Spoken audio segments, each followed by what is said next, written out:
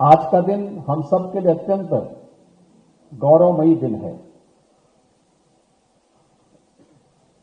लोकमाता अहिल्याबाई होलकर जी का आज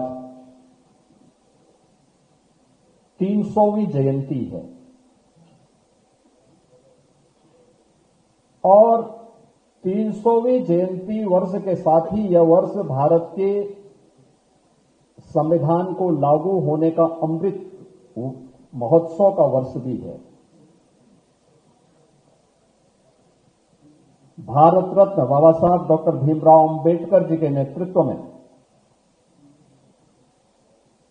भारत की संविधान सभा की जिस ड्राफ्टिंग कमेटी ने भारत के संविधान को बनाया था,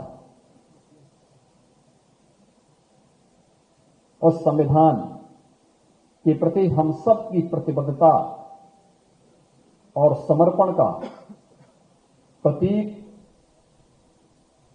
भारत की विरासत की भूमि उत्तर प्रदेश के अंदर हमारी प्रयागराज की भूमि है। प्राचीन काल से ही यह भूमि मां गंगा, मां यमुना और मां सरस्वती की त्रिवेणी के साथ ही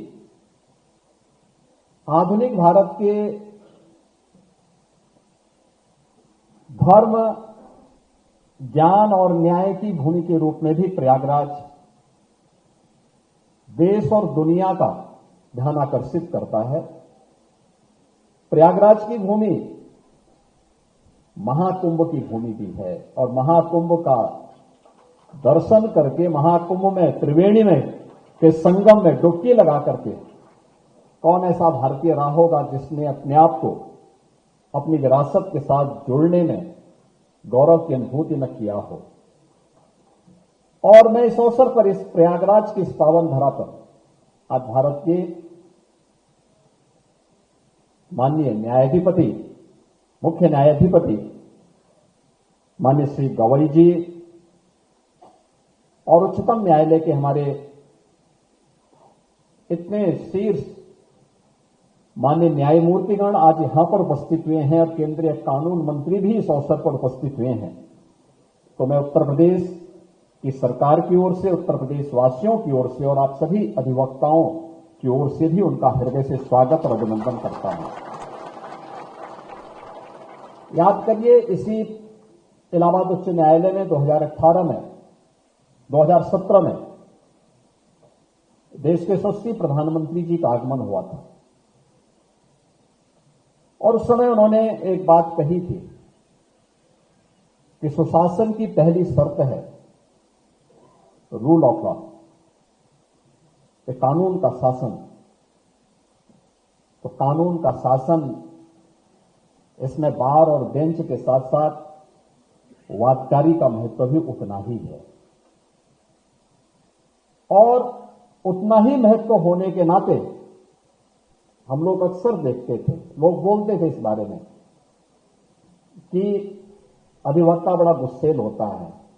तो हम बोलते थे भाई देखो किन परिस्थितियों में कार्य कर रहा है, घर की परिस्थिति अलग, न्यायालय की अलग, और जब उसके चैम्बर में कोई वादकारी जाता है तो दिन में ही उसको सूरज दिखाई देता था, तारे दिखाई देते थे, टूटा हुआ चैम्बर, पेड़ के नीचे बैठकर और न्याय की जद्दोजहद करता हुआ दिखाई देता है। और मैं इलाहाबाद उच्च न्यायालय के अपने, बल्कि अक्सर हम लोग इस बात को देखते हैं जब मल्टी लेवल पार्किंग बनाते हैं लेकिन वहां कोई जाता नहीं। और मैं बार बार अपने सभी जितने भी हमारी अर्बन बॉडीज हैं उनसे कहता हूं, भाई देखो मल्टी लेवल पार्किंग जब बनाओगे वे तभी सफल होंगे जब आप उसके कुछ स्पेस को कॉमर्शियल रूप से उपयोग करेंगे, उसमें दीजिए उस प्रकार की व्यवस्था। मुझे आज से 5 वर्ष पहले गोरखपुर में वहां पर विकास प्राधिकरण ने एक मल्टी लेवल पार्किंग बनाई थी, लगभग 6 वर्ष पहले बनाया उन्होंने। वो चला नहीं। मैंने कहा चलेगा भी नहीं। मैंने कहा एक काम करो, इसमें अंतिम 2 फ्लोर में कुछ कॉमर्शियल स्पेस दे करके उसको संचालित करिए और फिर मैं इसके बाद आपसे बात करूंगा। उन्होंने जैसे बनाया, आज वो पूरा कॉम्प्लेक्स पूरा फुल होता है। जो लोग सड़कों पे अपने वाहन खड़ा करते थे, जहां तहां खड़ा करते थे, वे लोग भी अब वहां उस मल्टी लेवल पार्किंग में अपने वाहन खड़ा करते हैं और कॉम्प्लेक्स में जाकर के वहां की सुविधाओं का आनंद भी लेते हैं। और मुझे लगता है कि उससे बेहतरीन एक व्यवस्था आपने यहां पर दी है। मल्टी लेवल पार्किंग के साथ साथ अधिवक्ताओं के चैम्बर, उनके लिए कैफेटेरिया भी दिया है, आधुनिक किचन भी दिया है, और सभी प्रकार के कॉन्फ्रेंसेस के लिए भी यहां पर उस प्रकार की सुविधा यहां पर आज एक साथ देखने को मिल रही है। और यह इंफ्रास्ट्रक्चर के लिए एक नया मॉडल हो सकता है कि अधिवक्ताओं के चैम्बर, और मैं मानता हूं कि अब ये वातानुकूलित चैम्बर आपके गुस्से को शांत जरूर करेगा।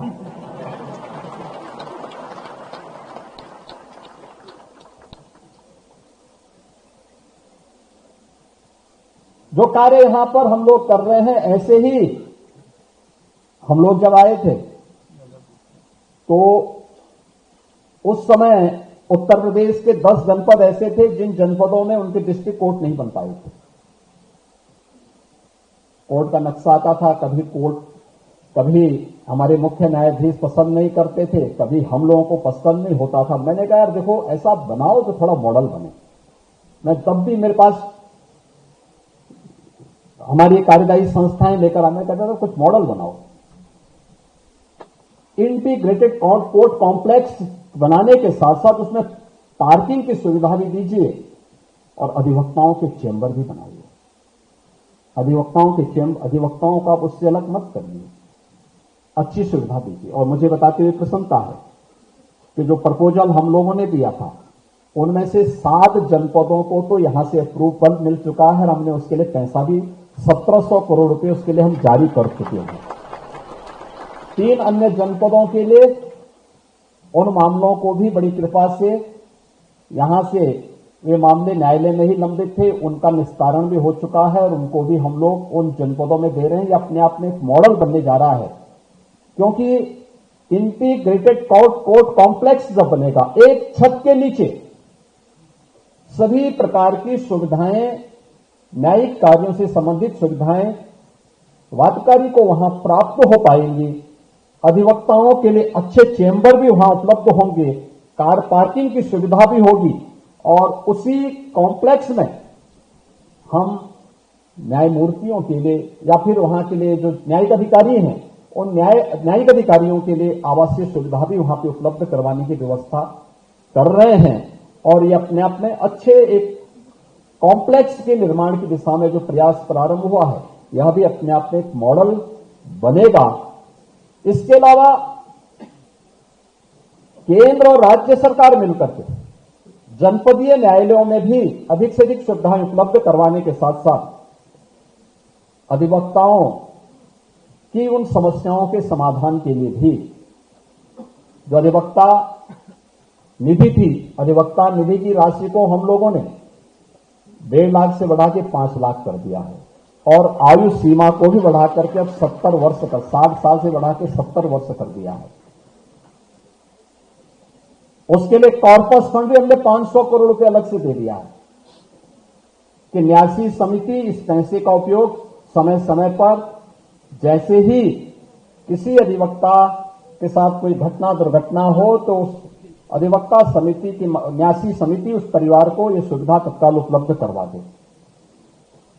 अन्य सुविधाओं के साथ साथ जो नए अधिवक्ता बन रहे हैं, उन नए अधिवक्ताओं को पहले 3 वर्ष तक उनकी जर्नल के लिए, उनकी मैगजीन के लिए, अन्य पुस्तकों के लिए भी हम लोग यहां से सहायता उपलब्ध करवा रहे हैं।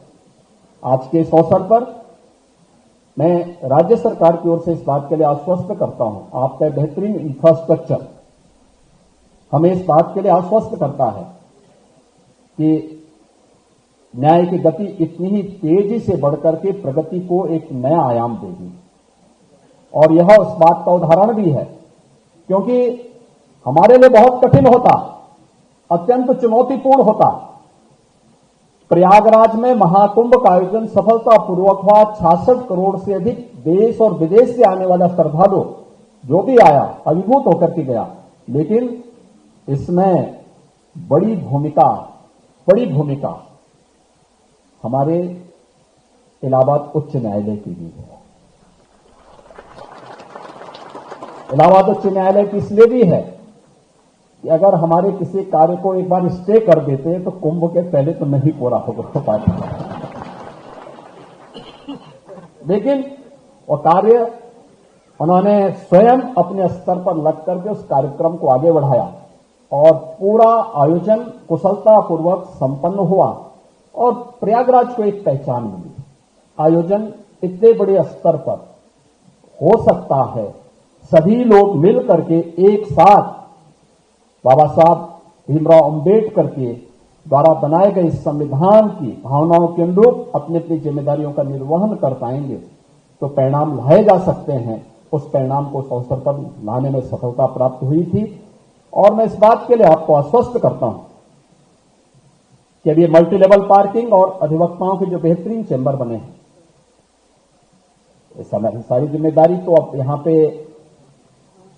पे माननीय उच्च न्यायालय और यहां के जितने भी एसोसिएशन है सब मिलकर के करेंगे, लेकिन इसका एक्सटेंशन जो होगा उस एक्सटेंशन के लिए जो भी धनराशि लगेगी उसके लिए भी हम धनराशि बहुत शीघ्र उपलब्ध करवाने जा रहे हैं, जिससे न्याय की इस भूमि में, ज्ञान की इस भूमि में और धर्म की इस धरा में हम और भी बेहतर कर पाएंगे, जिससे उत्तर प्रदेश के वादकारी को समयबद्ध तरीके से न्याय प्राप्त हो सके। मैं आज के इस अवसर पर एक बार फिर से भारत के मुख्य न्यायाधिपति माननीय गवई जी का, इस अवसर पर उपस्थित माननीय न्यायमूर्ति श्री सूर्यकांत जी का, माननीय न्यायमूर्ति श्री विक्रमनाथ जी का, माननीय न्यायमूर्ति श्री जे.के. माहेश्वरी जी का, माननीय न्यायमूर्ति श्री पंकज मित्तल जी का और माननीय न्यायमूर्ति श्री मनोज मिश्रा जी का, केंद्रीय कानून मंत्री माननीय श्री मेघवाल जी का उत्तर प्रदेश सरकार की ओर से और उत्तर प्रदेश की जनता जनार्दन की ओर से हृदय से स्वागत करता हूं, अभिनंदन करता हूं। धन्यवाद। जय हिंद।